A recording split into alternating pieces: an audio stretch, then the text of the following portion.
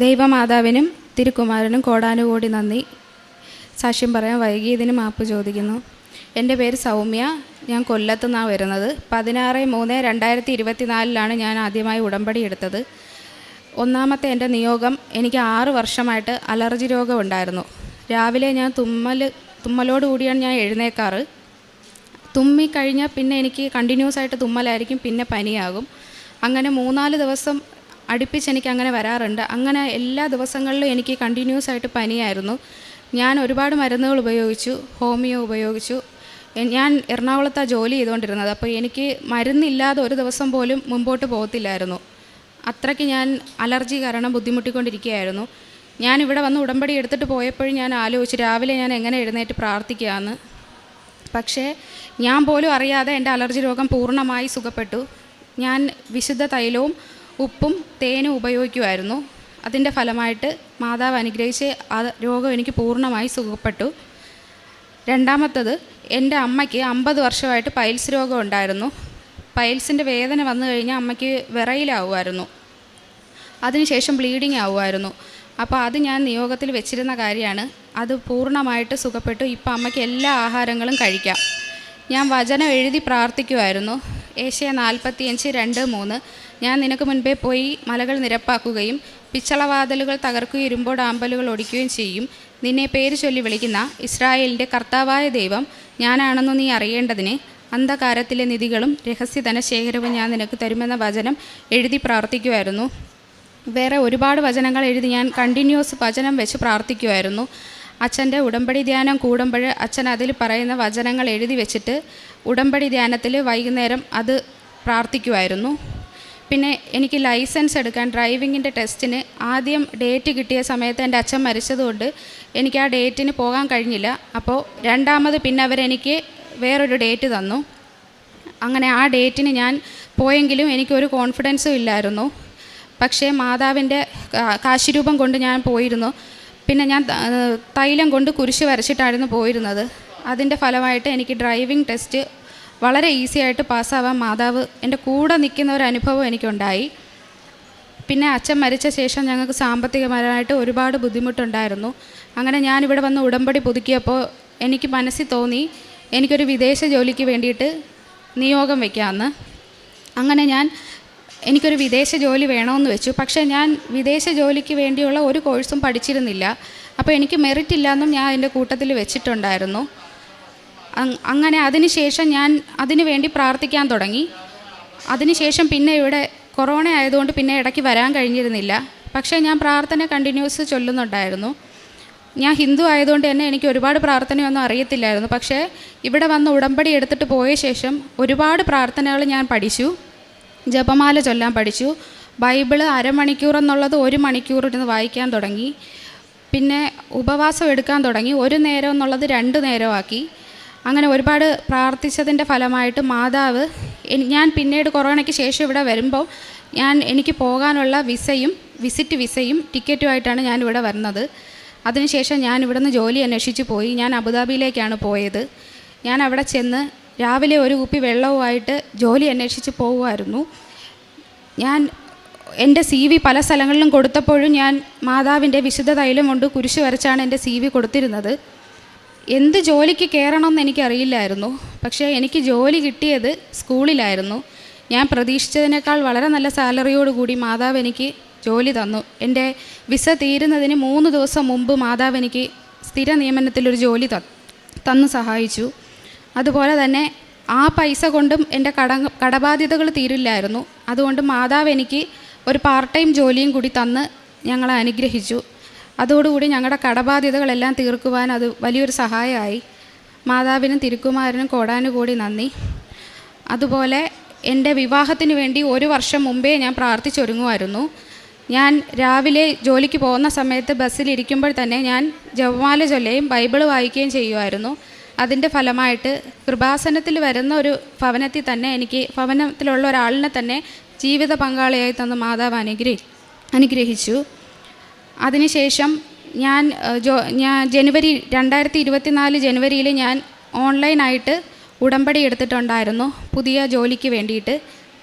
പിന്നെ എനിക്കൊരു കുഞ്ഞുണ്ട്, മോളാണ്. അപ്പോൾ ഇടയ്ക്ക് വെച്ചിട്ട് മോൾക്ക് ജ്യൂസ് കൊടുത്ത സമയത്ത് അവൾക്കെന്തോ വയറ്റിന് വയ്യാതായിട്ട് മോശം പോകുമ്പോൾ ബ്ലഡ് കലർന്ന് പോകാൻ തുടങ്ങി. അങ്ങനെ കിംസിലായിരുന്നു ഞങ്ങൾ കാണിച്ചുകൊണ്ടിരുന്നത്. അവിടെ നിന്ന് വേറെ ഹോസ്പിറ്റലിലേക്ക് അവർ ഷിഫ്റ്റ് ചെയ്തു. അവർ പറഞ്ഞു കുഞ്ഞിൻ്റെ കുടലിന് ചുരുക്കം ഉണ്ടെന്നാണ് തോന്നുന്നതെന്ന് പറഞ്ഞു ഡോക്ടർ. അങ്ങനെ അപ്പോൾ തന്നെ ഞാൻ മാതാവിനോട് പറഞ്ഞു, ഞാൻ അമ്മയ്ക്ക് സാക്ഷ്യം പറഞ്ഞേക്കാമെന്ന് പറഞ്ഞു. മകൾക്ക് വയറ്റിന് കുഴപ്പമൊന്നും ഉണ്ടാവില്ലെന്ന് പറഞ്ഞു. അതിനുശേഷം റിപ്പോർട്ട് വന്നപ്പോൾ, സ്കാൻ റിപ്പോർട്ട് വന്നപ്പോൾ മോൾക്ക് വയറ്റിന് ഒരു കുഴപ്പവും ഇല്ലായിരുന്നു. പിന്നെ കാരുണ്യ പ്രവൃത്തിയായിട്ട് എനിക്ക് ശമ്പളം കിട്ടുമ്പോഴൊക്കെ ഞാൻ അനാഥാലയങ്ങളിലും മാനസിക രോഗികളുള്ള കേന്ദ്രങ്ങളിലും ആഹാരം കൊടുക്കുമായിരുന്നു.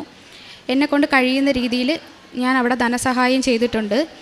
പിന്നെ പ്രേക്ഷിത പ്രവർത്തനം എന്ന് പറഞ്ഞാൽ പത്രം ഞാൻ എല്ലായിടത്തും കൊടുക്കുമായിരുന്നു. ഇവിടുന്ന് ഞാൻ പോകുമ്പോഴും അവിടെ അബുദാബിയിൽ ഞാൻ കൊണ്ടുപോയി എന്നെക്കൊണ്ട് കഴിയുന്ന രീതിയിൽ എല്ലായിടത്തും പത്രങ്ങൾ കൊടുക്കുമായിരുന്നു. പ്രാർത്ഥിച്ച് വിശ്വാസ പ്രമാണം ചൊല്ലി ഈശോയെ മറ്റുള്ളവർക്ക് അറിയാനുള്ള അവസരം ഉണ്ടാകണമെന്ന് പ്രാർത്ഥിച്ച് ഞാൻ പത്രം വിതരണം ചെയ്യുമായിരുന്നു. ഞാൻ ജോലിയിലായിരുന്നെങ്കിലും എൻ്റെ പ്രാർത്ഥന ഞാൻ മുടങ്ങാതെ കൂടുമായിരുന്നു. എല്ലാ ദിവസവും അച്ഛൻ്റെ ഉടമ്പടി ധ്യാനം മുടങ്ങാതെ കൂടുകയും അത് ഷെയർ ചെയ്യുകയും ചെയ്യുമായിരുന്നു. പിന്നെ കിട്ടുന്ന സമയത്തെല്ലാം ഞാൻ ജപമാല ചൊല്ലിക്കൊണ്ടിരിക്കുമായിരുന്നു. ഇത്രയും അനുഗ്രഹങ്ങൾ തന്ന അമ്മ മാതാവിനും തിരുക്കുമാരനും കോടാനുകോടി നന്ദി. ഉടമ്പടി എടുത്ത ശേഷം എനിക്ക് ആത്മീയമായി ഒരുപാട് വളരാൻ പറ്റി. പ്രധാനമായിട്ട് എൻ്റെ സ്വഭാവം, എനിക്ക് ഭയങ്കര ദേഷ്യമായിരുന്നു. അപ്പോൾ ദേഷ്യം എനിക്ക് പൂർണ്ണമായിട്ട് മാതാവ് മാറ്റി തന്നു. എന്നോട് ദേഷ്യത്തിൽ സംസാരിക്കുന്നവർക്ക് വേണ്ടിയിട്ടും പ്രാർത്ഥിക്കാൻ മാതാവ് എന്നെ പഠിപ്പിച്ചു. മാതാവിനെ പോലെ ചില സാഹചര്യങ്ങളിൽ എനിക്ക് മിണ്ടാതെ പ്രാർത്ഥനയിൽ ആയിരിക്കാൻ ഒരുപാട് സഹായിച്ചു. എല്ലാ അനുഗ്രഹങ്ങൾക്കും, മാതാവ് തന്ന എല്ലാ അനുഗ്രഹങ്ങൾക്കും അമ്മയ്ക്കും ഈശോയ്ക്കും കോടാനുകോടി നന്ദി. യെശയ്യാ 43:2 സമുദ്രത്തിലൂടെ കടന്നു പോകുമ്പോൾ ഞാൻ നിന്നോട് കൂടെ ഉണ്ടായിരിക്കും. നദികൾ കടക്കുമ്പോൾ അത് നിന്നെ മുക്കിക്കളയുകയില്ല. അഗ്നിയിലൂടെ നടന്നാലും നിനക്ക് പൊള്ളലേൽക്കുകയില്ല. ജ്വാല നിന്നെ ദഹിപ്പിക്കുകയുമില്ല. സൗമ്യ എന്ന ഈ മകൾ തൻ്റെ ഉടമ്പടി ജീവിതത്തിൽ ലഭിച്ച നന്മകളെ സന്തോഷത്തോടെ അമ്മ മാതാവിൻ്റെ തിരുവെളുത്താരയിൽ സാക്ഷ്യപ്പെടുത്തുന്നു. മകൾ പറയുന്നുണ്ട്, ആദ്യം അലർജിയുടെ കലശലായ അസുഖം കൊണ്ടാണ് മകൾ വർഷങ്ങളായി ജീവിച്ചിരുന്നത്. രാവിലെ എഴുന്നേൽക്കുമ്പോൾ തുടങ്ങുന്ന തുമ്മൽ ഏറെ നേരം നീണ്ടു നിൽക്കുകയും ഏറെ കഷ്ടതയിലാണ് ആ ഒരു അസുഖവുമായിട്ട് ജീവിതം മുന്നോട്ട് നയിച്ചു കൊണ്ടിരുന്നത്. എന്നാൽ അമ്മ മാതാവിൻ്റെ തിരുനടയിലെത്തി ഉടമ്പടിയെടുത്ത് ഉടമ്പടി തൈലം ഉപയോഗിച്ച് കുരിശടയാളം വരച്ച് പ്രാർത്ഥിച്ചു തുടങ്ങിയ നിമിഷം മുതൽ എങ്ങനെ മാറിയെന്നറിയാതെ പൂർണ്ണമായും ആ അലർജിയുടെ അസുഖത്തിൽ നിന്ന് മറ്റൊരു മരുന്നോ മറ്റൊരു ഔഷധമോ മറ്റേതെങ്കിലും ചികിത്സയോ ഒന്നുമില്ലാതെ പൂർണ്ണമായും ഉടമ്പടി നേർച്ച വസ്തുക്കളുടെ പ്രയോഗത്തിലൂടെ സൗഖ്യം ലഭിച്ചതിനെയാണ് സഹോദരി ആദ്യം സാക്ഷ്യപ്പെടുത്തിയത്. രണ്ടാമത്തത് നമ്മോട് സൂചിപ്പിച്ചത് വിദേശത്ത് പോയ സാഹചര്യത്തെയാണ്. വിദേശത്ത് പോകുവാൻ വേണ്ടി ഏറെ ആഗ്രഹിച്ചു, പ്രാർത്ഥിച്ചു. അമ്മ മാതാവ് അതിന് വഴിയൊരുക്കി കൊടുത്തു. എന്നാൽ അവിടെ ചെന്നിട്ട് ഒരു ജോലി കണ്ടെത്തുവാൻ വേണ്ടിയുള്ള അന്വേഷണം നടത്തിയത് മകൾ പറഞ്ഞു. നന്നായി അലഞ്ഞിരുന്നു, എന്ത് ജോലി ലഭിക്കുമെന്ന് അറിയില്ലായിരുന്നു. എങ്കിലും വിസ തീരുന്നതിന് തൊട്ട് മുമ്പായിട്ട് അവിടെ ഒരു സ്കൂളിൽ ജോലി കണ്ടെത്തുവാനും ഒരു പാർട്ട് ടൈം ജോലി മറ്റൊരിടത്ത് കണ്ടെത്തുവാനും അങ്ങനെ തൻ്റെ കുടുംബത്തിൻ്റെ സാമ്പത്തിക ഭദ്രത ഉറപ്പിക്കും വിധം ജീവിതത്തെ മുന്നോട്ട് നയിക്കുവാൻ, കടബാധ്യതകളിൽ നിന്ന് കുടുംബത്തെ പൂർണ്ണമായി കരകയറ്റുവാൻ മകൾക്ക് സാധിച്ചതിനെയാണ് സന്തോഷത്തോടെ സാക്ഷ്യപ്പെടുത്തിയത്. ഓരോ ഇടത്തും മകളായിരിക്കുമ്പോഴൊക്കെയും പൂർണ്ണമായും ഉടമ്പടി ജീവിതം നയിക്കുവാൻ, സാക്ഷ്യങ്ങൾ കേൾക്കുവാൻ, ധ്യാനം കൂടുവാൻ, പങ്കുവയ്ക്കുവാനൊക്കെ ശ്രദ്ധിച്ചിരുന്നുവെന്ന് മകൾ ആവർത്തിച്ച് സൂചിപ്പിക്കുന്നുണ്ട്. മൂന്നാമത് വിവാഹത്തെക്കുറിച്ചാണ് മകൾ സൂചിപ്പിച്ചത്. 1 വർഷം മുമ്പേ വിവാഹത്തിന് വേണ്ടി മകൾ പ്രാർത്ഥിച്ചൊരുങ്ങിയിരുന്നു. അത് വളരെ പ്രധാനപ്പെട്ട ഒരു കാര്യമാണ്. ബാഹ്യമായ ആഘോഷങ്ങളും ബാഹ്യമായ പൊരുത്തങ്ങളും സാമ്പത്തികമായ ഭദ്രതയും അതിനേക്കാൾ ഉപരി എൻ്റെ ആത്മാവ്, എൻ്റെ ശരീരം അത് വിവാഹത്തിന് വേണ്ടി വിശുദ്ധിയോടെ ഒരുക്കുവാനുള്ള ഉത്തരവാദിത്തം ഓരോരുത്തർക്കുമുണ്ട്. മകൾ അതാണ് വാക്കുകളിലൂടെ സൂചിപ്പിച്ചതും. 1 വർഷത്തിന് മുമ്പേ വിവാഹത്തിന് വേണ്ടി ഞാൻ പ്രാർത്ഥിച്ചൊരുങ്ങിയിരുന്നു. ഒരു ഹൈന്ദവ മകളായ അവൾ കൃപാസനമറിയുന്ന, ഉടമ്പടി എടുത്തിട്ടുള്ള മറ്റൊരു കുടുംബത്തിലേക്ക് വിവാഹം ചെന്ന് പ്രവേശിക്കുന്നതിന് വേണ്ടി മകൾക്ക് ദൈവം അനുവദിച്ച് സഹായിച്ചു. അതുകൊണ്ട് മകളുടെ ഉടമ്പടി ജീവിതം, പ്രാർത്ഥനാ ജീവിതം യാതൊരു തടസ്സവുമില്ലാതെ നന്നായി മുന്നോട്ട് പോകുന്നതിന് ഇന്നും സാധിക്കുന്നുവെന്ന് സാക്ഷ്യപ്പെടുത്തുകയാണ്. നമ്മൾ അമ്മ മാതാവിനോട് ഈശോയോട് വിശ്വസ്തതയിലാണ് ജീവിക്കുന്നതെങ്കിൽ നമുക്ക് എന്നും നന്നായി മുന്നോട്ട് പോകേണ്ട സാഹചര്യങ്ങളെ ഒരുക്കി തരുവാൻ, ക്രമീകരിച്ചു തരുവാൻ എപ്പോഴും അമ്മ മാതാവ് കൂടെ ഉണ്ടാവും. അതിൻ്റെ അടയാളമായിട്ടാണ് ആ വിവാഹത്തെയും അതിന് കൃപാസനം അറിയുന്ന കുടുംബത്തെ കണ്ടെത്തി ലഭിച്ചുവെന്നും സന്തോഷത്തോടെ മകൾ സൂചിപ്പിക്കുന്നത്. മറ്റൊന്ന്, മികച്ചൊരു തൊഴിലിനു വേണ്ടി മകൾ ആഗ്രഹിച്ച് പ്രാർത്ഥിച്ചിരുന്നു. അതും അമ്മ മാതാവ് അനുവദിച്ചു നൽകുകയും കൂടുതൽ ജീവിതം സുരക്ഷിതമാക്കുകയും ചെയ്തതിനെ സൂചിപ്പിക്കുന്നുണ്ട്. മകൾ പറയുന്നുണ്ട്, എൻ്റെ പ്രേക്ഷിത പ്രവർത്തനത്തിലും എൻ്റെ കാരുണ്യ പ്രവൃത്തികളിലും ദൈവഹിതം മുൻനിർത്തി ഞാൻ എന്നും ജീവിച്ചിരുന്നു.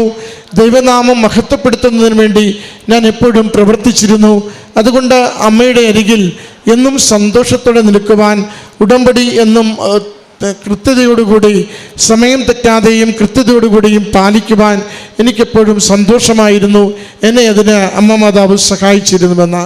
പ്രിയമുള്ളവരെ, ഉടമ്പടി നമുക്ക് ഏറ്റവും ലളിതമായി, ഏറ്റവും ജീവിതത്തോട് ചേർത്ത് പിടിച്ച് മുന്നോട്ട് കൊണ്ടുപോകാവുന്ന പ്രാർത്ഥനാ പ്രവർത്തന പദ്ധതിയാണ്.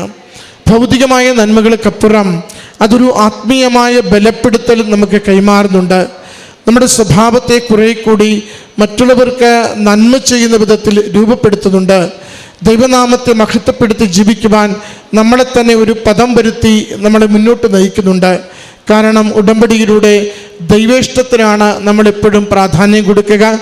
നമ്മുടെ ഭൗതിക കാര്യങ്ങൾക്കപ്പുറം ദൈവഹിതം എന്നിലൂടെ നിറവേറണമേ, ദൈവം ആഗ്രഹിക്കുന്ന നന്മകൾ എൻ്റെ ജീവിതത്തിൽ ലഭിക്കണമേ എന്ന പ്രാർത്ഥനയാണ് ഉടമ്പടിയിൽ നമ്മളെപ്പോഴും കാത്തു സൂക്ഷിക്കുക. അതെപ്പോഴും ഏറ്റവും നമ്മൾ പോലും പ്രതീക്ഷിക്കാത്ത ഉപരി നന്മകളിലേക്ക്, നമ്മൾ പോലും പ്രതീക്ഷിക്കാത്ത കൂടുതൽ സുരക്ഷിതമായ ജീവിത വഴികളിലേക്ക് നമ്മളെ കൈപിടിച്ച് നടത്തുന്നത് നമുക്കെപ്പോഴും അനുഭവിക്കുവാനാവും. അതിൻ്റെ സാക്ഷ്യങ്ങളാണ് ഈ സഹോദരി ഈ അൾത്താരയിൽ നന്ദിപൂർവ്വം പങ്കുവയ്ക്കുക.